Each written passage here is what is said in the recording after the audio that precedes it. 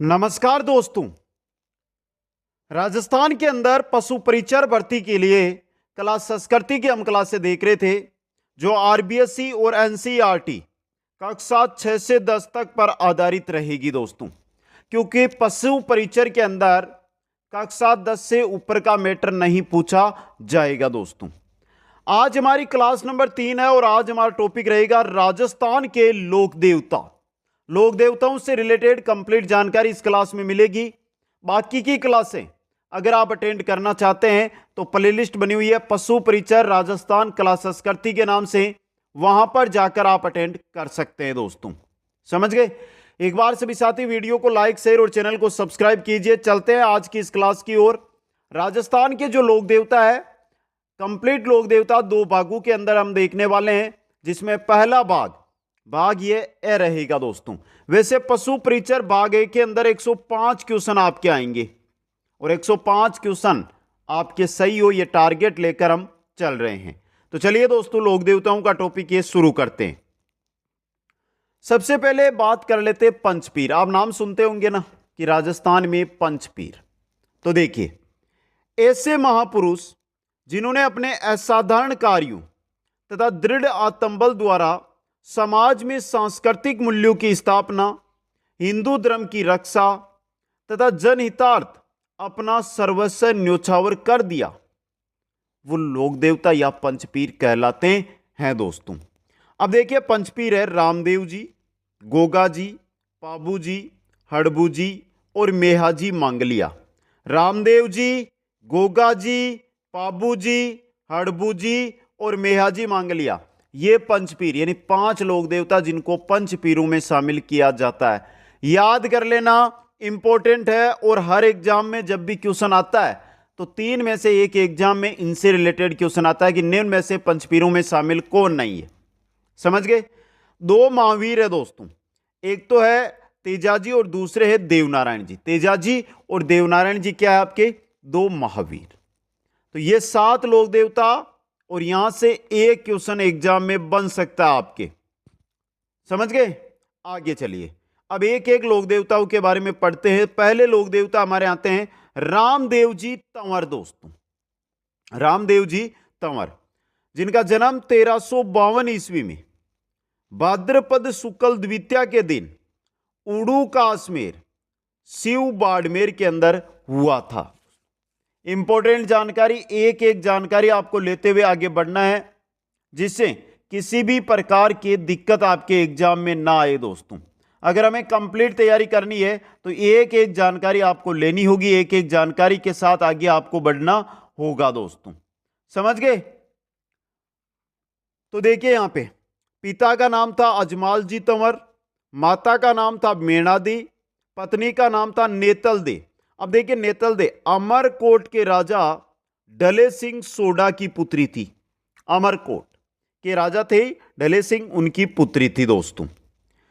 रामदेव जी के गुरु थे बालीनाथ। भाई का नाम था वीरमदेव, जो बलराम जी का अवतार है। किनका है? बलराम जी का अवतार है दोस्तों।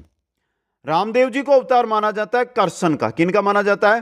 करसन का अवतार माना जाता है दोस्तों।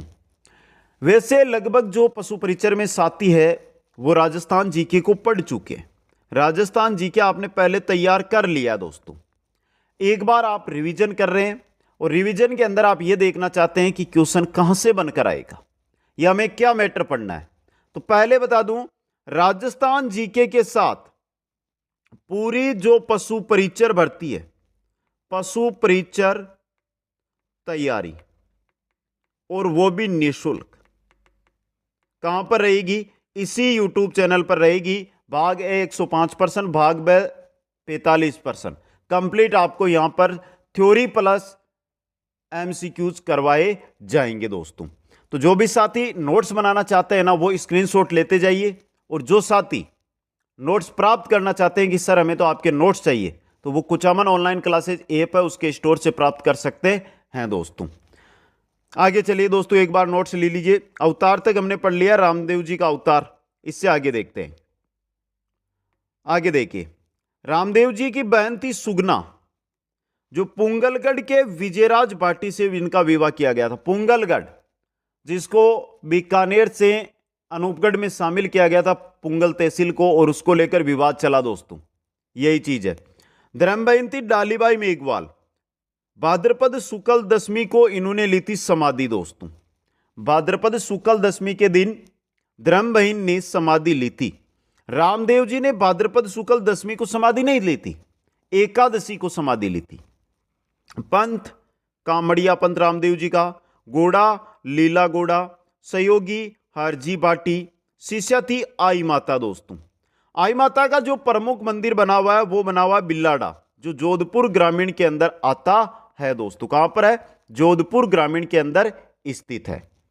समाधि देखिए, रामदेव जी ने समाधि ली भाद्रपद शुक्ल एकादशी, रूणीचा रामदेवरा के अंदर। आप जाकर भी आए होंगे रामदेवरा, वहां पर इन्होंने समाधि ली थी दोस्तों। तो दो क्वेश्चन थोड़ा कंफ्यूजन वाले हैं, देख लेना। जो अगर हम गांव में रहते हैं या जैसलमेर से आप दूर पर रहते हैं, रामदेवरा से आप दूर रहते हैं, तो वो भाद्रपद शुक्ल दशमी को रामदेव जी की समाधि मानते हैं, जो गलत है। इस दिन उनकी धर्म बहन थी डालीबाई मेघवाल, उन्होंने समाधि ली थी दोस्तों। जबकि रामदेव जी ने समाधि ली थी भाद्रपद शुक्ल एकादशी को। एकमात्र लोक देवता जो क्या थे? कवि भी थे। एकमात्र लोक देवता जो क्या थे? कवि थे दोस्तों। तो स्क्रीनशॉट ले लीजिए एक बार, फिर आगे चलते हैं नेक्स्ट में। आगे देखिए, इनके ग्रंथ की बात करते हैं। इनका ग्रंथ है 24 बाणियां। ग्रंथ का क्या नाम है? 24 बाणियां दोस्तों। आराधना में 13 ताली नृत्य किया जाता है, जो कामड़ जाति के द्वारा किया जाता है 13 मंजीरे पहनकर। 13 मंजीरे पहनकर, यह क्वेश्चन बन सकता है दोस्तों। आराधना में 13 ताली नृत्य कामड़ जाति की महिलाओं के द्वारा 13 मंजीरों के साथ यह नृत्य किया जाता है। रामदेव जी का प्रतीक चिन्ह है पगलिया। चमत्कार है यानी पर्चा देना, जो भी इनके चमत्कार है उनको कहा जाता है पर्चा देना। झंडा इनका है जिनको नेजा कहा जाता है। मंदिर को देवरा कहते हैं। रात्रि जागरण को जम्मा कहते हैं। भजन, रामदेव जी के भजन ब्यावले कहलाते हैं। क्या कहलाते हैं? ब्यावले। याद रखना, रामदेव जी के भजन ब्यावले कहलाते हैं।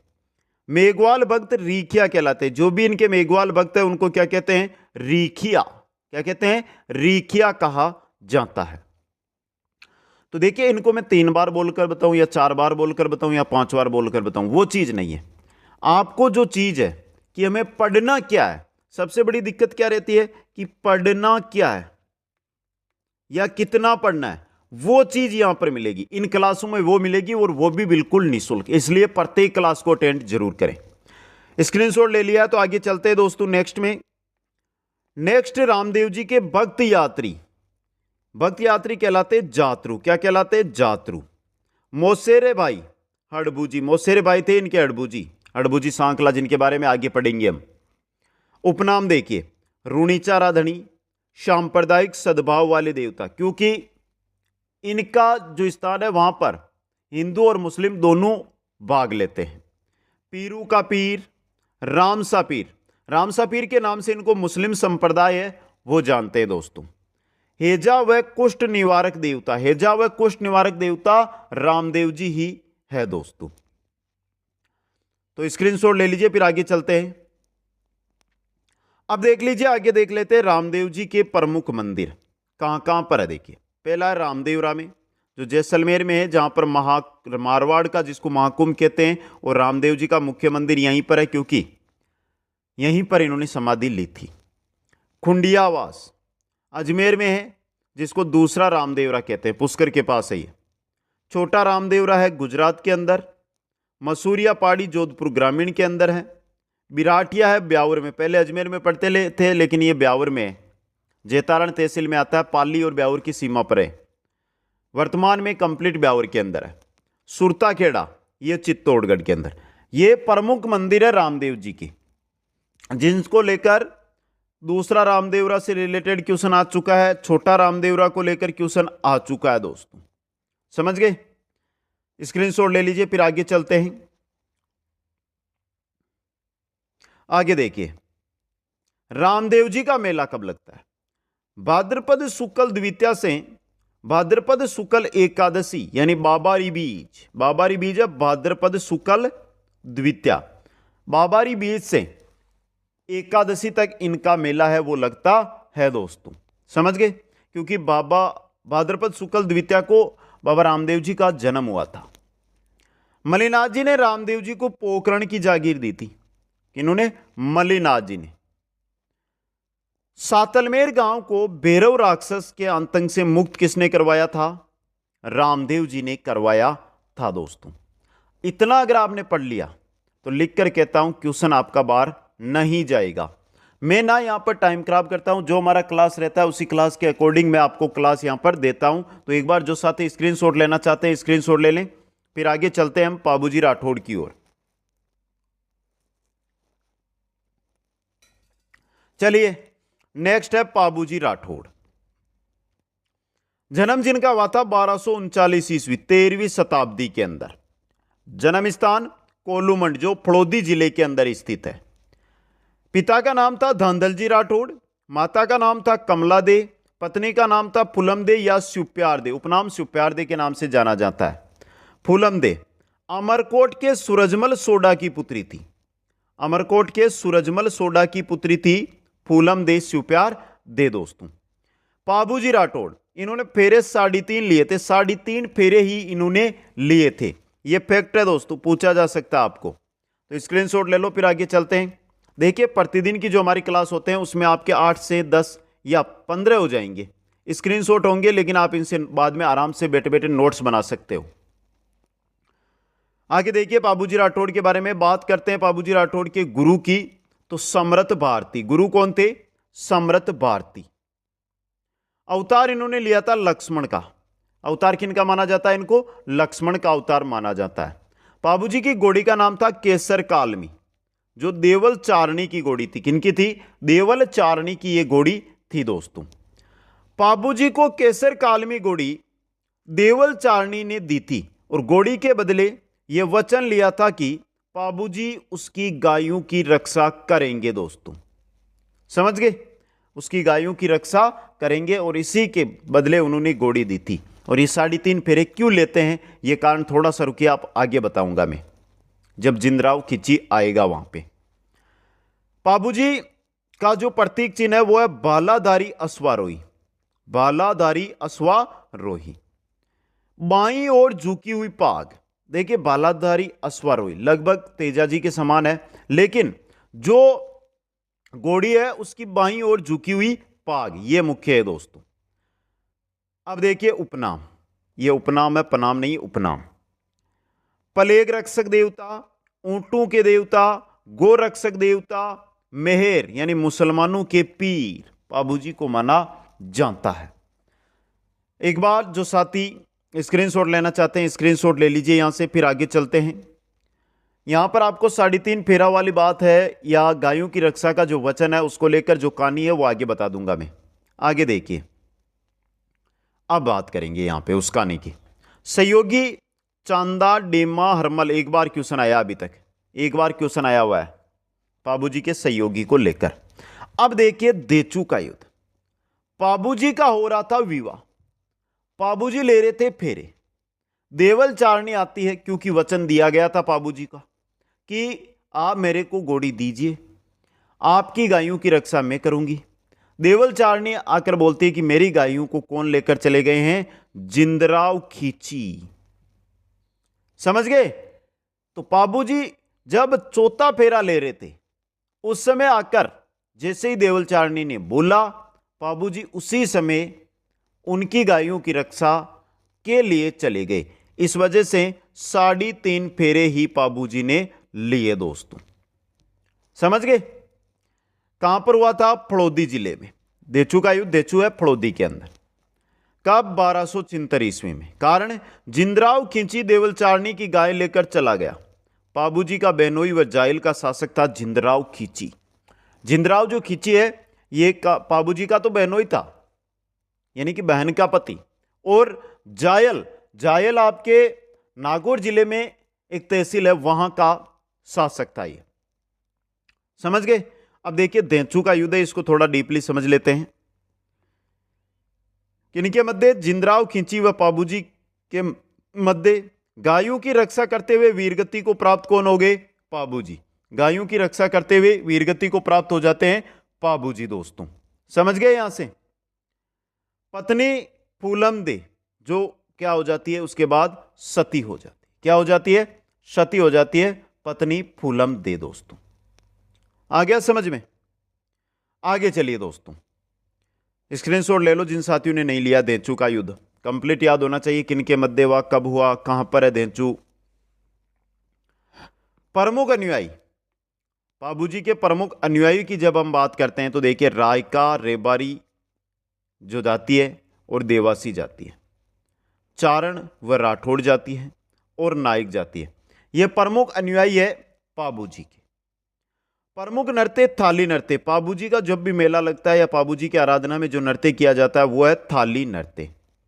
प्रमुख वाद्य यंत्र माठ है। कौन सा है? माठ। बाबूजी के फवाड़े में, जो बाबूजी के फवाड़े गाए जाते हैं उस समय माठ वाद्य यंत्र का प्रयोग किया जाता है, जो इंपॉर्टेंट क्वेश्चन बन सकता है।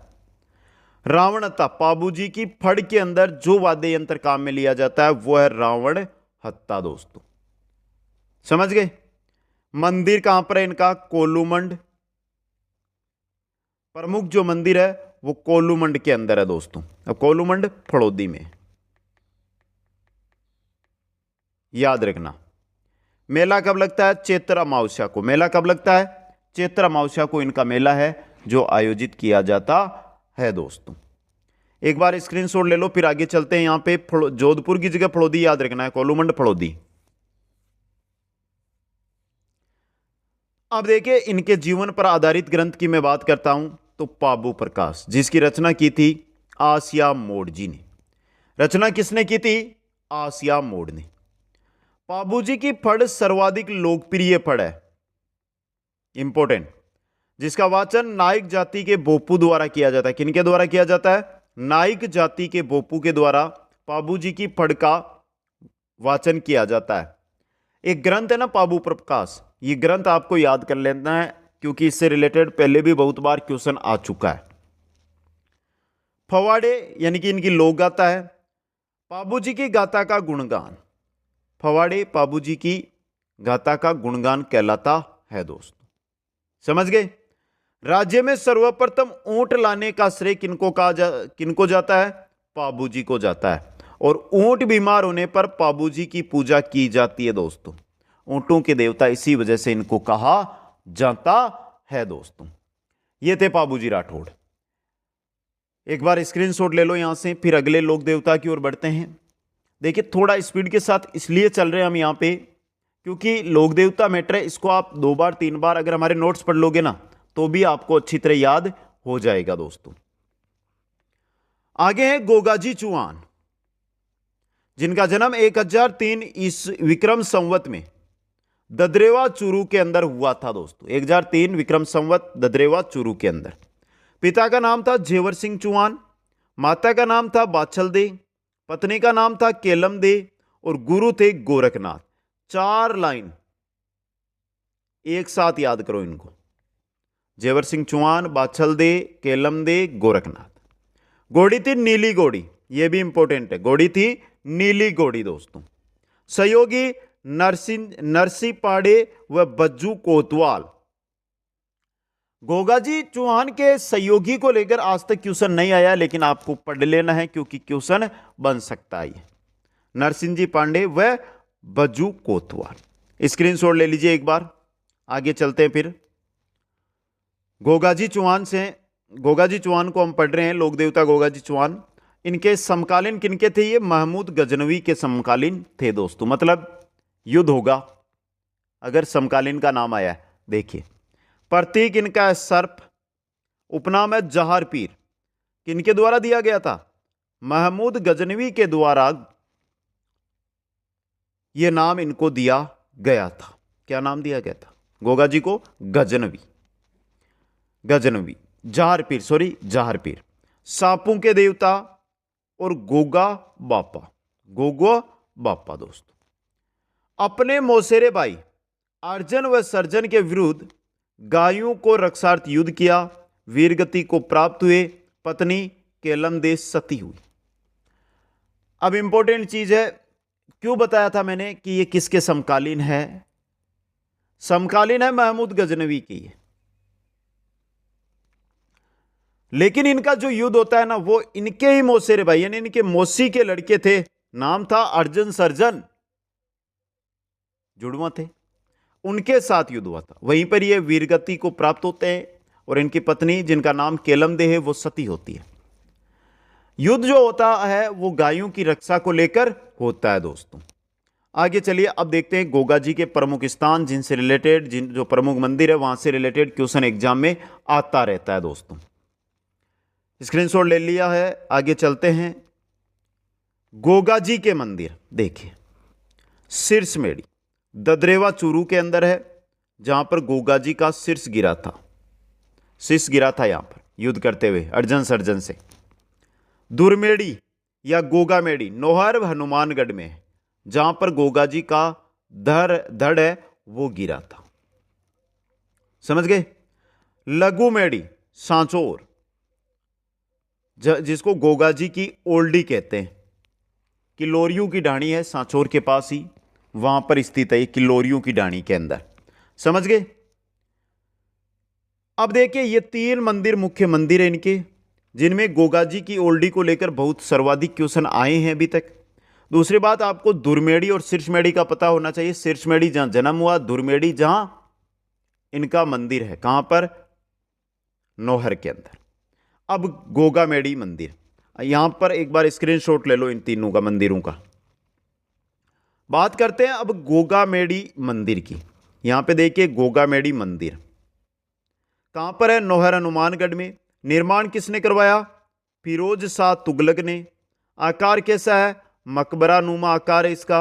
मंदिर पर क्या लिखा गया है, बिस्मिल्लाह लिखा हुआ है, मंदिर पर बिस्मिल्लाह लिखा हुआ है। वर्तमान स्वरूप इस मंदिर को दिया था महाराजा गंगा सिंह। कहां के शासक थे ये, बीकानेर के शासक थे। कहां के थे, बीकानेर के। पुजारी 2 होते हैं, एक हिंदू भी होता है, दूसरा मुस्लिम भी होता है दोस्तों, मुस्लिम भी होता है। मुस्लिम क्यों होता है, आगे कारण बता दूंगा, क्योंकि लिख कर लाया हूं एक एक चीज, जिससे आप कोई भी डाउट ना हो, आप अपने नोट्सों में भी नोट कर लें। एक बार स्क्रीनशॉट ले लो गोगामेड़ी मंदिर के बारे में। ये जानकारी है जो बहुत ही सिंपल सी जानकारी है, एक बार अगर आपने पढ़ रखा है ना जीके, तो ये आप पढ़ते ही आपको याद हो रहा है। अब देखिए इनका थान कहां पर होता है, थान होता है खेजड़ी वृक्ष के नीचे। गांव गांव खेजड़ी, गांव गांव गोगा, हर गांव के अंदर आपको गोगा जी का मंदिर मिल जाएगा। गांव क्या, ढाणी के अंदर आपको गोगा जी का मंदिर थान है वो मिल जाएगा। मंदिर मेड़ी, अर्थ ऊंचा स्थान। मंदिर को मेड़ी कहा जाता है, जिसका मेड़ी का अर्थ होता है ऊंचा स्थान। गोगा जी की 17वीं पीढ़ी, जिसमें होते हैं कायम सिंह चौहान, जिन्होंने मुस्लिम धर्म स्वीकार कर लिया, और वंशज कहलाते हैं कायम खानी मुसलमान। जो हम देखते हैं ना मुसलमानों में होते हैं कायम खानी मुसलमान, ये गोगा जी के वंशज मानते हैं अपने आप को, समझ गए। इस वजह से 17वीं पीढ़ी में कायम सिंह चौहान होते हैं, जिन्होंने मुस्लिम धर्म स्वीकार किया था, और उनके जो वंशज है, किनके, कायम सिंह चौहान के, वो क्या कहलाते हैं, कायम खानी मुसलमान कहलाते हैं। गोगा जी का जो मेला लगता है राजस्थान में, भाद्रपद के अंदर जो मेले लगते हैं वो लगभग शुक्ल पक्ष में लगते हैं, चाहे रामदेव जी का हो, चाहे तेजा जी का हो, चाहे देवनारायण जी का हो। लेकिन गोगा जी का जो मेला है वो कब लगता है, भाद्रपद करसन नवमी को, करसन पक्ष में लगता है नवमी को दोस्तों। किसान हल जोतने से पहले हल व हाली को 9 गांठों वाली गोगा राखड़ी बांधते हैं। और मुसलमानों से सर्वाधिक युद्ध करने वाले लोक देवता भी कौन है, गोगा जी ही है। यह क्वेश्चन आया हुआ है एक बार, मुसलमानों से सर्वाधिक युद्ध करने वाले लोक देवता गोगा जी। और इसके अलावा ये गोगा राखड़ी है, इसको लेकर भी क्वेश्चन बन सकता है, तो इसको भी थोड़ा ध्यान से देख लें।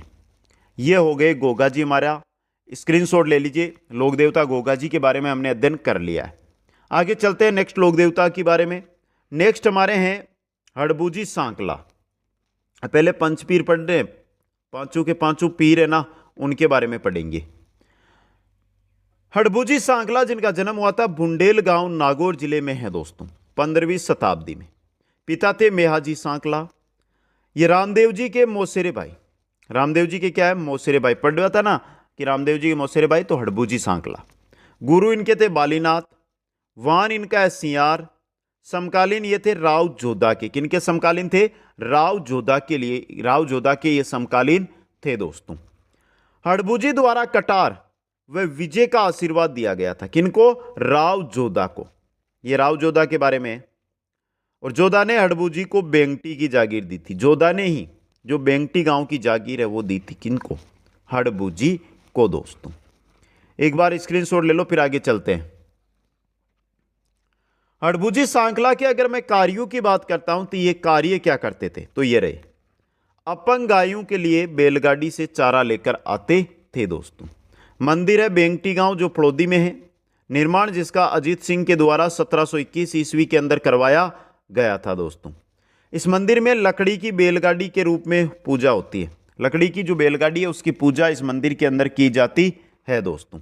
पुजारी होता है सांकला राजपूत और उपनाम है इनका शकुन शास्त्री या वचन सिद्ध पुरुष। दोनों से ही क्वेश्चन पूछा जा चुका है।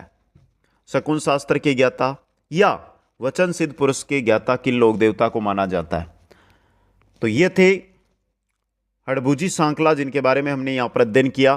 आगे आते हैं हमारे नेक्स्ट लोक देवता, वो है मांगलिया मेहाजी या मेहाजी मांगलिया। देखिए, जन्म बापिणी गांव जोधपुर ग्रामीण में। पंवार क्षत्रिय, यह बापिणी गांव ओसियां तहसील के अंदर आता है। ओसियां तहसील में पंवार क्षत्रिय परिवार में जन्म हुआ था, लेकिन लालन पालन कहां पर हुआ इनका? ननियाल में। और ये मांगलिया जो जाति है ना, ये ननियाल वालों की जाति है। पिता गोपाल राज, समकालीन राव चूड़ा के।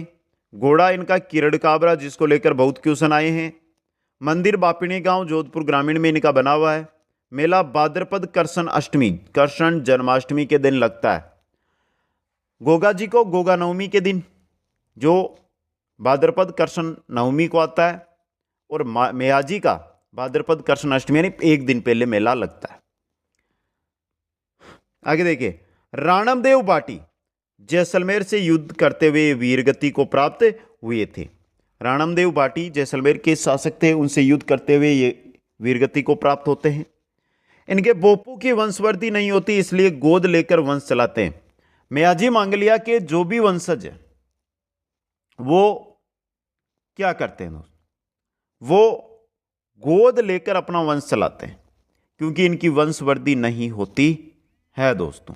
इंपॉर्टेंट है ये भी आपके लिए, समझ गए? आगे चलिए, ये मांगलिया मेहाजी स्क्रीनशॉट ले लीजिए, फिर आगे चलते हैं नेक्स्ट लोक देवता की ओर। ये 5 पंचपीर हमारे हो चुके हैं। 5 पंचपीरों के बारे में हमने अध्ययन कर लिया है। नेक्स्ट हमारे आते हैं महावीर। राजस्थान में 2 महावीर, उनमें पहले हैं तेजाजी, वीर तेजाजी दोस्तों, जिनका जन्म हुआ था 1074 ईस्वी में माघ शुक्ल चतुर्दशी को। माघ शुक्ल चतुर्दशी को। जन्मस्थली करनाल नागौर में। इनकी क्रमस्थली रीति बांसी दुगारी जो बूंदी जिले में है।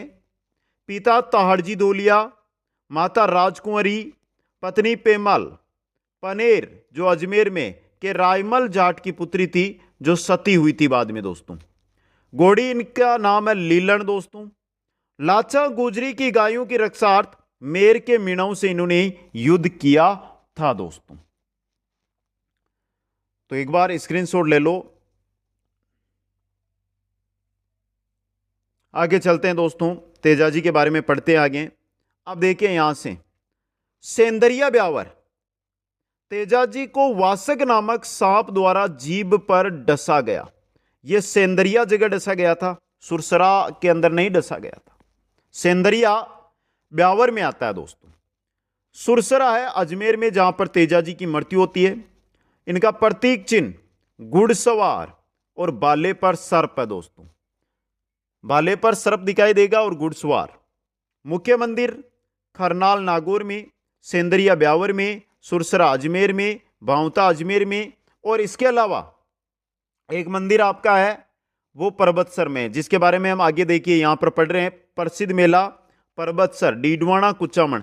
अगर नया जिला कुचामन सिटी बनता है, 53 जिले बनते हैं, तो पर्वतसर आपके कुचामन सिटी में रहेगा। किस में रहेगा? कुचामन सिटी के अंदर। वर्तमान में डीडवाना कुचामन के अंदर स्थित है। इस मंदिर का निर्माण महाराजा अभय सिंह के द्वारा करवाया गया था और राज्य का सबसे बड़ा पशु मेला है आय की दृष्टि से, लेकिन अब नहीं रहा। लेकिन अगर हम एनसीईआरटी आरबीएसई पढ़ते हैं तो आज भी आय की दृष्टि से सबसे बड़ा मेला आपका वीर तेजा पशु मेला परबतसर रहेगा दोस्तों। यहां से स्क्रीनशॉट ले लीजिए एक बार, फिर आगे चलते हैं, आगे देखते हैं। अब देखिए यहां पे इनका मेला कब लगता है। मेला लगता है भाद्रपद शुक्ल दशमी तेजा दशम के दिन। तेजा जी के सर्वाधिक मंदिर या थान है वो अजमेर के अंदर है, जिनको तेजा चौक कहा जाता है। सहरिया जनजाति के आराध्य देवता वीर तेजा जी है, सहरिया जनजाति के आराध्य देवता। उपनाम है गोरक्षक देवता, नाग देवता, काला व बाला देवता, कर्षिकारियों का उपासक देवता। ये उपनाम किनके हैं? वीर तेजा जी के। किनके हैं? वीर तेजा जी के ये उपनाम है दोस्तों। तेजा जी के बोपे, तेजा जी का जो बोपा होता है उसको गोडल्ला कहते हैं। क्या कहते हैं? गोडला। किसान फसल बोने से पहले तेजा गीत, तेजा टेर गाते हैं। जब भी किसान फसल बोते हैं उससे पहले जो गीत किसान गाते हैं वो होता है तेजा गीत या तेजा टेर दोस्तों। आगे चलिए, स्क्रीनशॉट ले लीजिए एक बार तेजा जी के बारे में। शायद ऐसी जानकारी आपको किसी गाइड, किसी पुस्तक में नहीं मिलेगी। चाहे कुछ भी पढ़ लेना, ऑनलाइन कोर्स ले लेना, कोई गाइड लेके आना, एक एक जो कक्षा 6 से 10 तक मैटर दिया गया उसका निचोड़ लेकर आ रहा हूं आपके सामने। आगे देखिए दोस्तों, सितंबर 2011 को तेजा जी पर ₹5 का डाक टिकट जारी किया गया दोस्तों। तेजा जी की बहन का नाम था राजलबाई।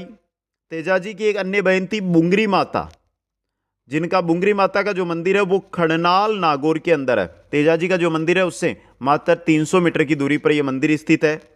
और मस्सू के इलाज के लिए यह मंदिर है जो प्रसिद्ध है। बुंगरी माता है, यह मस्सू के इलाज के लिए प्रसिद्ध है दोस्तों। ये थे लोक देवता वीर तेजा जी। अगले लोक देवता की ओर हम बढ़ते हैं तो आते हैं हमारे देव नारायण जी दोस्तों। देखिए, जन्म 1243 ईस्वी में आसिंद भीलवाड़ा गोट दंडावता के अंदर इनका जन्म हुआ। बचपन का नाम जिसको लेकर बहुत क्वेश्चन आया है, देवनारायण जी का बचपन का नाम था उदय सिंह। पिता का नाम था सवाई भोज, जिनका मंदिर आसिंद भीलवाड़ा में। माता सेठू कट्टानी जो देवास एमपी निवासी थी। पत्नी पीपलदे जो धार मध्य प्रदेश निवासी थी। और घोड़ा लीलागर, लीलागर घोड़ा किनका था? देव नारायण जी का घोड़ा था दोस्तों। तो स्क्रीनशॉट ले लो एक बार, फिर आगे चलते हैं नेक्स्ट में। अब देखिए देवनारायण जी के उपनाम। देवनारायण जी का उपनाम है आयुर्वेद का ज्ञाता, औषधियों वाला देवता। आयुर्वेद का ज्ञाता या औषधियों वाला देवता इंपॉर्टेंट बन सकता है ये। अवतार विष्णु भगवान का। सहयोगी माकड़ जी। कौन थे? माकड़ जी। प्रमुख अनुयायी इनके हैं गुर्जर जाति। देवनारायण जी के प्रमुख अनुयायी गुर्जर जाति। मेला लगता है भाद्रपद शुक्ल सप्तमी को। भाद्रपद शुक्ल सप्तमी को इनका मेला लगता है दोस्तों। समझ गए? स्क्रीनशॉट ले लो। फिर जो देवनारायण जी के मुख्य मंदिर है, पढ़ना भी है उनको जरूरी, वो देखते हैं। अब देखिए देवनारायण जी के मंदिर गोट दंडावता आसिंद भीलवाड़ा में खारी नदी के किनारे बना हुआ है। देवमाली ब्यावर जिले में देवनारायण जी की जहां पर मृत्यु हुई थी वहां पर बना हुआ है। देवधाम जोधपुरिया टोंक में बना हुआ है। और देवडूंगरी चित्तौड़गढ़ के अंदर। ये 4 मुख्य मंदिर है देवनारायण जी के दोस्तों। मंदिर के अंदर ईंटू की पूजा होती है। मंदिर में क्या होती है? ईंटू की पूजा की जाती है। और भोग जो लगता है वो छाछ राबड़ी व नीम के पत्तू का लगता है। इनको लेकर आज तक 10 से प्लस बार क्वेश्चन पूछा जा चुका है दोस्तों। स्क्रीनशॉट ले लो देवनारायण जी के मंदिरों का। फिर आगे देवनारायण जी की फड़ जो सर्वाधिक लोकप्रिय फड़ है उसके बारे में चर्चा करते हैं हम। चलिए दोस्तों, देवनारायण जी की फड़ सबसे लंबी फड़ व सबसे प्राचीन फड़ है। ये सर्वाधिक चित्रों वाली फड़ है। ये वाचन में सर्वाधिक समय इस फड़ में लगता है। बगड़ावत गुर्जर जाति के बोपू द्वारा इसका वाचन किया जाता है। वाद्य यंत्र किया जाता है जंतर, जंतर वाद्य यंत्र का प्रयोग किया जाता है। तत्वाद्य यंत्र होता है ये। और 1992 को ₹5 का डाक टिकट है जो देवनारायण जी की फड़ पर जारी किया गया था दोस्तों। तो यहां से हर एक लाइन से क्वेश्चन बन रहा है आपका। सबसे लंबी फड़, दूसरा सबसे प्राचीन फड़, तीसरा सबसे सर्वाधिक चित्रों वाली फड़, चौथा सर्वाधिक वाचन में लगने वाला समय वाली फड़, पांचवां बगड़ावत गुर्जर जाति के भोपू द्वारा किस फड़ का वाचन किया जाता है, छठवां देवनारायण जी की फड़ के वाचन के समय कौन सा वाद्य यंत्र प्रयोग किया जाता है, देवनारायण जी के वाद्य यंत्र पर कब डाक टिकट जारी किया गया, 1992 में किस लोक देवता की डाक टिकट जो फड़ है उस पर डाक टिकट जारी किया गया? तो क्वेश्चन ही क्वेश्चन बन रहे हैं यहां से। ये थे देवनारायण जी। आगे चलिए, नेक्स्ट आते मल्लीनाथ जी, जिनका जन्म 1358 ईस्वी में हुआ था। पिता राव सलका, माता जानी दे, पत्नी रूपा दे, जिनको बरसात की देवी हम कहते हैं, रूपा दे बरसात की देवी, जिनका मंदिर मालाजाल गांव बाड़मेर में बना हुआ है। मालाजाल गांव बाड़मेर में इनका मंदिर है, वो स्थित है। गुरु उगमसी बाटी, भाई वीरमदेव, पुत्र जगमाल। ये सिंपल नॉर्मल जानकारी आपके सामने है, स्क्रीनशॉट ले लो। एक बार फिर आगे चलते हैं। अब देखिए मल्लीनाथ जी के बारे में जो बेहतरीन जानकारी है वो यहां पर आ रही है। मारवाड़ के शासक थे ये राठौड़ वंश में। समकालीन इनका था फिरोज शाह तुगलक। इनके द्वारा चलाया गया पंथ है कुंडा पंथ, कुंडा पंथ 1399 ईस्वी में। उपनाम मालानी का धनी, मालानी का धनी। कावत तेरे तुंगा भाग्या रे माले सलानी। मंदिर है तिलवाड़ा बाड़मेर के अंदर, तिलवाड़ा बालोतरा में, मंदिर तिलवाड़ा बालोतरा में, तिलवाड़ा बालोतरा में इनका मंदिर बना हुआ है। मेला लगता है चैत्र माह को। मेला कब लगता है? चैत्र माह को। चैत्र माह में इनका मेला लगता है, करसन से शुक्ल पक्ष तक। तो एक बार स्क्रीनशॉट ले लो, इसका नॉर्मल जानकारी है। यहां पे पंथ कौन सा चलाया था? कुंडा पंथ चलाया था, यह आपको जानकारी रखनी है। अब देखिए राव मल्लीनाथ जी का पशु मेला, उसके बारे में चर्चा कर लेते हैं। कब लगता है? चैत्र माह में, करसन एकादशी से शुक्ल एकादशी तक। कहां? तिलवाड़ा बालोतरा में, नदी लूणी नदी के किनारे। राज्य का सबसे प्राचीन पशु मेला ही है और शुरुआत मोटा राजा उदय सिंह के द्वारा की गई थी। राव मल्लीनाथ पशु मेला है दोस्तों ये। तो आपका जो भाग ब है उसके अंदर पशु मेले भी पूछे गए, तो इसलिए इसको थोड़ा सा इंपॉर्टेंट मान के चलें, क्योंकि यहां से सीधा क्वेश्चन एग्जाम में भाग है या भाग ब दोनों के अंदर आ सकता है। अब बता दीजिए, आज की क्लास को हम यहीं पे रोकते हैं क्योंकि लंबी क्लास हो रही है। हमारा समय रहता है 30 मिनट का, लेकिन शायद ये 30 मिनट से लंबी क्लास हो चुकी है दोस्तों। कैसी लगी आज की क्लास आपको? 3 काम आपको करना है। पहला काम लाइक का, जिससे हमारा मनोबल बढ़े। दूसरा काम शेयर का, जिससे आपके सभी साथियों के पास वीडियो पहुंचे और निःशुल्क वो तैयारी कर सके। और तीसरा काम है सब्सक्राइब करने का चैनल को। अब सब्सक्राइब क्यों करना है? क्योंकि नई क्लास भी आपको अटेंड करनी है और उसके लिए आपके पास नोटिफिकेशन आना चाहिए, और नोटिफिकेशन के लिए चैनल को सब्सक्राइब करके बेल आइकन में ऑल नोटिफिकेशन को ऑन कर लें। आप सभी साथियों को बहुत बहुत धन्यवाद। मिलते हैं नेक्स्ट क्लास में, तब तक जय हिंद, जय भारत।